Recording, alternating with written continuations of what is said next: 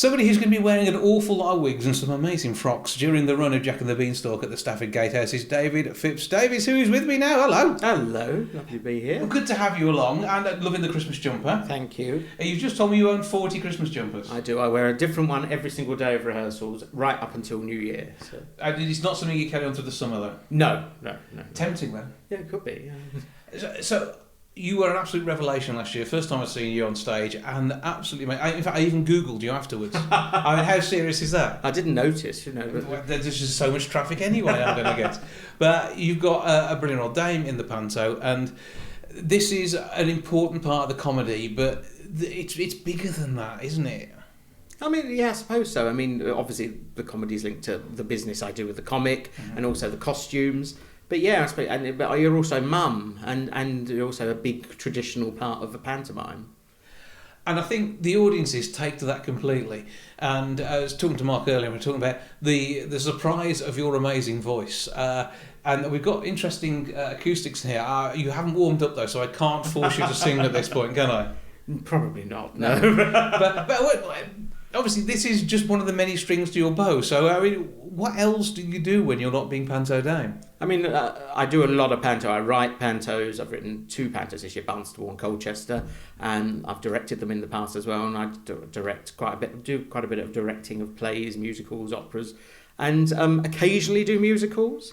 I was in the Phantom of the Opera for far too long once upon a time, but not anymore. No, it's mainly just panto.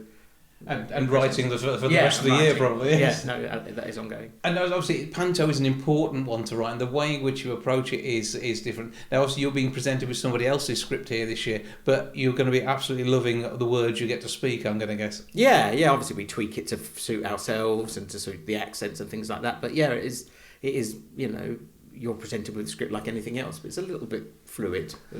What's the most outlandish outfit you've ever worn for panto?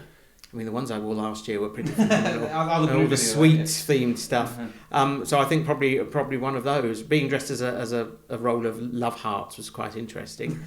This year I might be dressed as a hot air balloon at one point, which could be interesting. But none of this practical for evening wear, unfortunately. I'm sure you'd love to take this home. Not practical for anything. I can't get off the stage. I don't change in my dressing room. It's all in the wing because it's too big.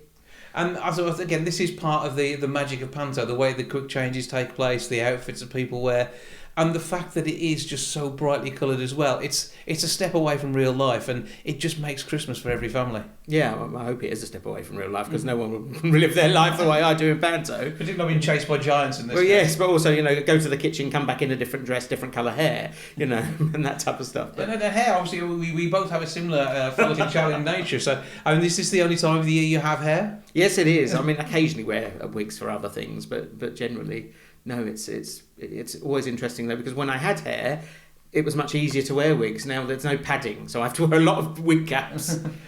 Glue is your friend. Yes, that's right. So what do you have in store that you can talk about? Because you're in rehearsals at the moment, so the magic is starting to happen. But yes. Have there been any massive laugh out loud moments you weren't expecting? I mean, there's a very wordy routine that has a lot of things that start with the word letter B in it, and the word bullocks is in it. Let's just say that. That won't make it into the show, but we're all tripping over our words a little bit in rehearsals. So yeah, it'll come together. Yes, it will do. And it's a relatively short preparation period, isn't it, panto? Rehearsals are not long for these sort of shows. Yeah, no, we have a week in the room, and then we have a week of tech, and then we open. So it's quite short, but that's quite standard. I've done less. I've done 6 days before, which was flying by the seat of your pants a bit.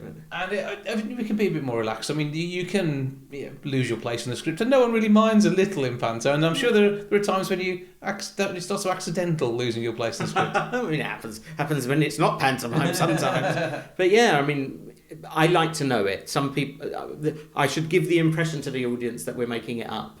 But in actual fact, far less of it is made up. I mean, often we're changing stuff in rehearsals, but usually it's far more on the script than people think it is. Even the stuff that is perceived to go wrong sometimes is rehearsed. But not always. No, not always. Sometimes stuff does go wrong. And that, again, is part of the fun. Yes. Panto is just so special for so many people, and it must be really a pleasure to be part of it, even though it's blooming hard work.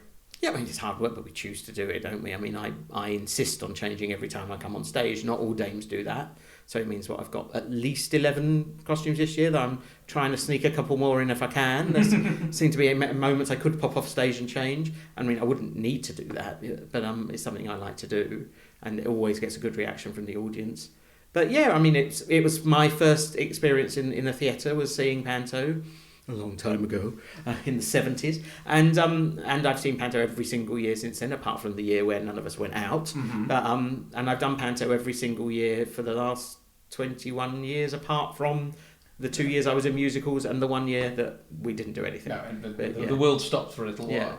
But it's going to be amazing. So give us your character's title, because this is always important too. So it's Dame Tilly Trott, and she runs Trott's Dairy, where we have one cow, Buttercup, with her sons Lazy Larry and Jack Trott.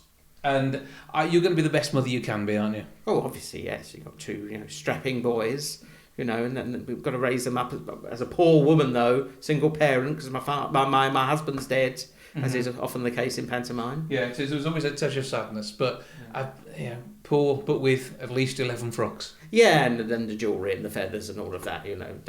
She could sell the frocks, but she won't sell them. You just wouldn't, would you? It wouldn't be the right way. Well, have a brilliant time with it. Gatehousetheatre.co.uk 01785 619080 to get your tickets, and have an absolutely fantastic Christmas in Stafford. And we look forward to hopefully you being let loose with your vocal cords rather loudly and no glasses breaking. Yes, hopefully not. Yeah.